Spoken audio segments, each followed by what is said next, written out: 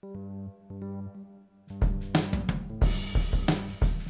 is episode number 173 of the Homeowners Show.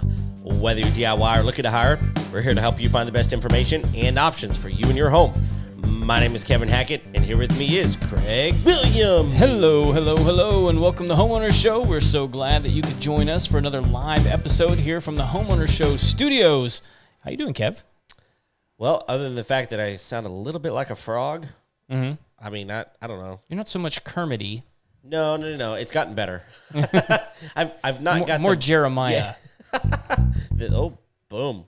We just turned it off. We're playing with new gear, folks. Yeah, we are. We got new Christmas toys, right? Yeah. So, other than sounding a little weird, I feel great. Things are great. Life's great. It's colder than something I'm not going to say online. I had something that was about to come out. I filtered myself. You don't want now. evidence of that particular colloquialism? No. All right, that's fair. No. I'll tell you later. It's a good one. But Dude, yeah. we had, and I saw a post about this the other day. It was in Texas. We had almost 100-degree variance across the state. Yeah. Because in the Panhandle, it was negative 15 degrees. Yeah, it was ridiculous. And then down at the tailpiece, it was 90. Yeah. Something. Yeah. It was a weird day yesterday. Yes. I mean, I was thinking about this when I woke up. I was like, okay, here's the crazy thing. Before advanced weather systems came about, if you went to bed last night going, okay, I'm going to wear shorts tomorrow. Yeah. You would have been a little bit surprised. I did a little bit. This morning. Yeah. It was odd.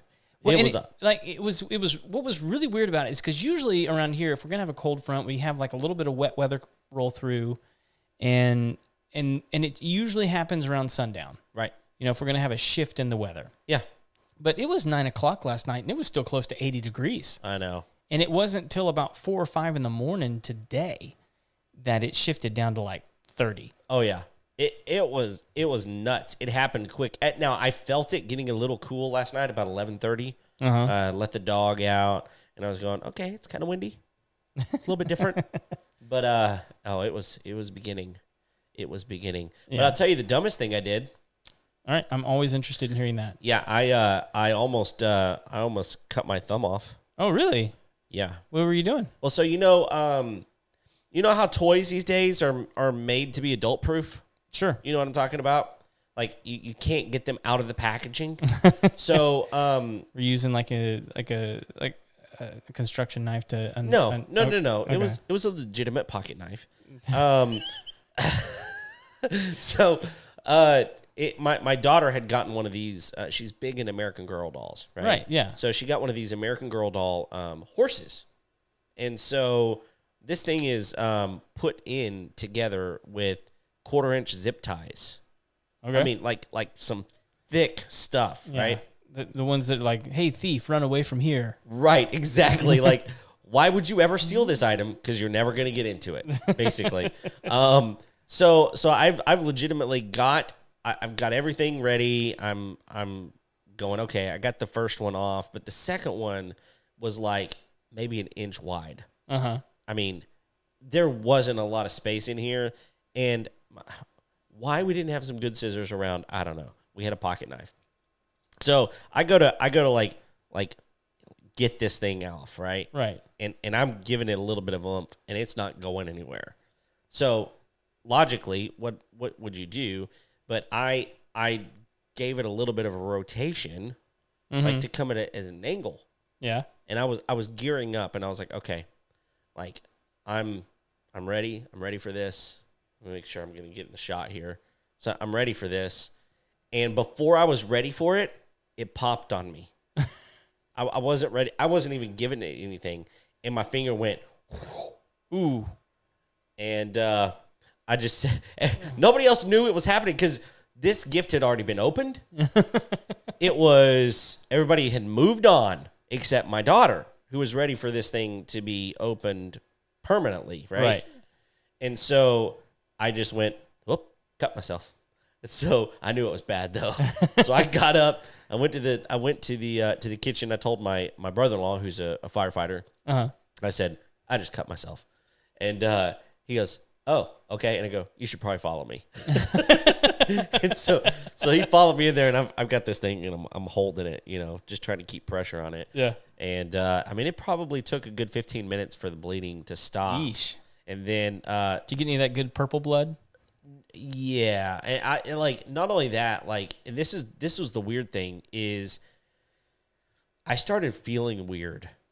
Like I'm not woozy around blood or anything, but I think it was a combination of the fact that I was losing blood and I was putting enough pressure on it to keep it from bleeding that I was like, I'm feeling a little weird, know? It wasn't bad enough that I was concerned, but I think I was starting to lose some color even. Yeah. But it was Christmas Day when this happened, right? So my sister was like, he knows all the paramedics, like, you're going to be fine.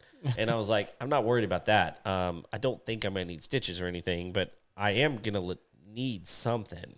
And so super glue. Hey, that works. We put super glue on it. And sealed honestly, it right up, huh? Yeah, sealed it up. And honestly, I've kept a Band-Aid on it because I've wanted, because it's still, I mean, that was a week ago. Was it like hot super glue, or was it? No. Just Like like it wasn't hot glue. in the tube. Yeah, it was just in the tube. Just like Gorilla Glue, basically. Yeah. But it's still on there. Like the super glue is not worn off. It's still there because it's been wrapped in a Band-Aid. It might be a permanent fixture of your thumbnail. It may be. Yeah. It may be. I feel like eventually it's going to be healed up enough that I'm going to be ready to be like, rip that thing off. And then you'll have a whole new wound. Then it'll be different. But yeah, so that was my need a graft. Yeah. And the thing is, like, I can't tell you how many knives I've wielded in my life, whether it's cutting for cooking purposes or for, camping purposes, backpacking purposes, like all kinds of ways that I've needed a knife. I've used them. Always very careful. In fact, my hand was a long way away. It just, before I was ready, man, and it just came all the way across. So it could have been worse. You never get hurt in like the cool ways. No. It's always like like the story that you don't really want to tell. Wait, are you talking about me specifically? No, me too. I mean, like it's always like, I was unpackaging a plastic pony from exactly. Yeah, that zip tie. Like I was stabbing a Nazi. Exactly. And went right into my thumb. Right. This ninja came out of nowhere. I pulled out the knife, flipped it open, stabbed myself instead of him. Yeah. That would have been way better. But no. This was just carelessness. So it reminds me of the past 3 days, honestly. Oh, really? Yeah. Why? Because I went hunting. Oh. Yeah. Okay, so I don't know anything about this other than the fact that I said, hey, how were the deer today? And you said? There were no deer. There were no deer. There were no deer. Ever? No. I mean, like, I heard stuff. Oh. And but those could have been like raccoons. Could have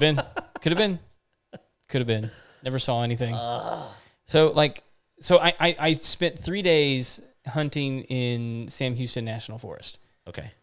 Which, I mean, like, for those of you that don't know, it's public land. Yeah. Public land hunting. It's not a lease or anything like that. You just kind of wander off in the wilderness. And there's regulations around it. I mean, you have to be, like, so far away from roads and trails and all those kinds of things. So I followed all the rules.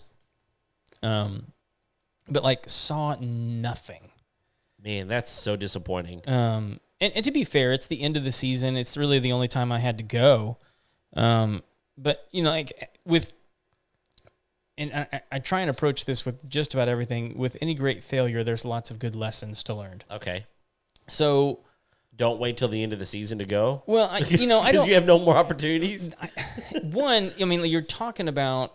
I want to say, I'm doing this from memory, so I think Sam Houston National Forest is like 66,000 some odd acres. It's pretty big. It's a massive place, but it's broken up over a great space too, so it's not like one big stretch. Right. So going in and there's a lake. I mean, like there's several components going on here, and there's even parts of it that aren't connected at all. Right. There's some of it that's in further east that you can't even get to through the national forest that's right by here. Sure. So which is part of the reason I did it is because it's right here. Right. So it was easy access. I could go out in the afternoon, spend 4 hours looking for deer, And, and the optimistic end of me was like, well, you may not see any deer, but you'll probably see a pig or two. Sure. Didn't even see that. Oh, Didn't even see that. man. So, and, there was probably several factors going into it. I really need to start earlier in the year, scouting and seeing some places that I really want to spend some time, see some evidence. I was guessing. Sure. Never been out there before. Don't know anybody that's been out there before. Right. I joined a Facebook group of people that are out there, but hunters, when you're dealing with like public land, they, and for good reason, don't want to share their spots. Sure. I get it. And this is like you're describing my fishing experiences. That's why I don't fish. Yeah. Because I would prefer to be a catcherman, but I'm not. I'm not a catcherman. Not a catcherman? No. And partly is because I have no idea what I'm doing, no idea where I should be going. And the people that know where they should be going are there and won't tell me. They're not telling me. Yeah. So here's what I learned. And so here's some big takeaways from my Sam Houston experience. Okay. 1, I need a tree stand. Oh yeah. I mean, again, I'm not a huge hunter, but because you got to pack everything in and pack everything out. Basically. Yes. How involved are some of those things? Are they? It's pretty involved. Oh, that's what I mean. For what I took, it took me about 2 days of prep. Okay. Well, and longer than that, just because there was some stuff I didn't have. One of the toughest ones for me to get was ammunition. Oh yeah. Yeah, that's tough. I needed because I needed enough to sight my rifle in. Yeah. Before I went, because I didn't want to go out there willy nilly, hoping that I would hit if I had something to aim at. Sure. And then just some of the other gear, and just getting ready, because you have to read all the regulations and make sure that you have everything that they're requiring you to have before you go out there. So there's a lot to it, but all in all, it probably took me 2 full days in time. Yeah. To get ready just to go out. Sure.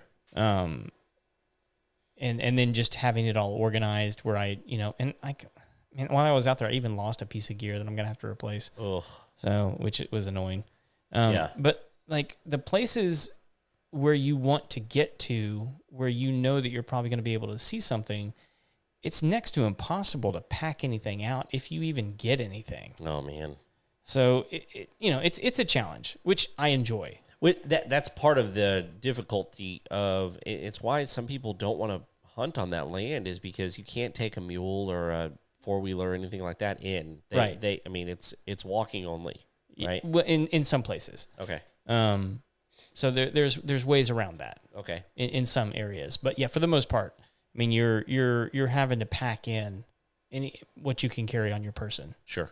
And no matter what, because of how far you have to go in to the areas where ATVs are not allowed, you're gonna be hauling. Oh yeah. Dead weight, no matter what. Oh yeah. So they have carcass haulers. Okay. That you can pack in. They're basically like, deer dollies. Right.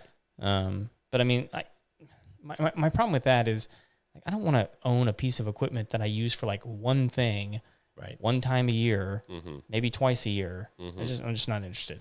You just need better friends. Yes. That have land who are like, look, dude, come hunt here. Yeah. So anyway, tree stand is paramount, because there's so much low-lying brush. Yeah. That you can't see anything. Sure. Unless you get up. And the only option to get up is pine trees. Yeah. Pretty much. And there's no way to climb those things. No. I mean, there's tall poles. Yeah, it could easily be 30, 40 feet before you hit any branches on some of those things. You know? So, and the other trees worth climbing, most of them aren't worth climbing. Sure. So anyway, tree stand is paramount. And then just, doing your homework is going to be key. I had a lot of fun. I enjoyed my time out there. I'd do it again in a heartbeat. Yeah. Even though I didn't get anything. Yeah. Time in the woods is always good. Yeah. So I'll be doing it again, and I'll probably be checking back in with you guys and letting you know how it goes. The season is still active if you're muzzle loader. Yeah. I've actually considered going back out because it's youth season now. Oh yeah. And I could take my oldest daughter out there. But I'd need to get a gun that she can't shoot mine. No. I'd need to get something she could actually shoot. Yeah. What's cool about youth season right now is you can actually take a doe. Yeah. well, the kids can take a doe, the adults can't. Right. But it's, I mean, like if you've never hunted on public land, I think it's something worth trying, especially if it's nearby. Yeah. And that was the main reason I wanted to try it. I was like, this is stupid. Like I live less than 30 minutes from a national forest that you can hunt on. Right. Like For free. what? I mean, with the license. You got to have the license. Right. There's licenses and permits. And you have to have both in order to hunt on. But still, it's essentially free. It's you free. got to have that to hunt Anywhere. anywhere. So Well, you got to have a hunting license to hunt anywhere. Right. The permit is specifically for the state park. public land in Texas. Yeah. So that's going to be, and I think that's true in most states. Probably. And then some other states actually have like lottos and different, aspects to how that works. But in Texas, for the most part, you just need the permit. Yeah. So Cool. it's a cool thing. And plus, I mean, like, it's public land. It belongs to you. Sure. Use it. Use it. Yeah. No reason not to. I mean, like if you live in a neighborhood, like a neighborhood where you have like small plots, this is land that you technically own. You have access to. And it seems silly to me, like you're talking about like, if my memory is correct, and somebody may, correct me while we're listening to the show, if it's 66,000 acres, I mean, like that's land like even if you're not hunting, just go wander it. Right. No reason not to. Like in hunting season, all you have to do is wear orange. Right. Wear an orange vest and a hat. And you can wander all over the daggum thing. Right. And there's really cool apps that let you know where boundaries are. Oh, yeah. So, like, you're not wandering onto, like, private land and different things like that. Sure. So, anyway, we're 16 minutes into the show. We're not actually here to talk about all that. No, we're your not. Your thumb or my hunting experience. Nope. So, which if you'd gone hunting with me, you never would have cut your thumb. Man, that is... Just throwing it out there. Well, no, that's actually not true because that happened on Christmas Day, and we were never planning on going hunting. Yeah, but we could have Christmas Day. made up a cool story while we were out there that... That's true. That would have been a much better story. Maybe. Much better story. We'd find out what kind of writers we actually are. No doubt. No doubt. But no, we're gonna talk about something completely different. So I got a Christmas present that we're gonna review, and it's the Ecobee Switch Plus. Okay. So here it is on the screen if you're following us on YouTube or on Facebook right now. And it's a light switch. That's all it is. And it's a pretty standard little light switch as far as what it does. But I'll tell you, I pulled it out of the box. I will tell you, it's got Ecobee does a good job of packaging their stuff well, like Apple does. Right? Yeah. Oh, they make it look cool. They make it look cool. I mean, you open it up, it's all presented very nicely. Right there, it comes with the actual plate cover that has no screws. It just clips, so it's very clean. And whenever you pull it out, you don't have to fiddle with the frustrating electrical. There's no zip ties. Is that what? No zip ties. But whenever a lot of light switches that you use, you got to make the little hook and like put it around a screw and screw it in. Oh yeah. I got you. It's like. Is it one of those that you kind of like, you take the wire and you just jack it in? No, although those are the best. Those are by far the best. No, these are just pigtails. Okay. So you pigtail, it's got a pigtail, wire nut, and that's all you got to do. Okay. So it's pretty simple. It's not as easy as although I will tell you that some of the ones where you just push it into the backside or whatever, depending on how deep your box is, I've run into a scenario where that becomes problematic. Oh, because you don't have enough. Yeah. Okay. Yeah. So I did the smart thing. I turned off my electricity first. I went out and flipped a breaker, and I went in, and I was going to put it in my living room, and got it all installed. Actually, I had to call my brother-in-law. My brother-in-law's an electrician, and this is the same one. This is a firefighter, also electrician. Yeah.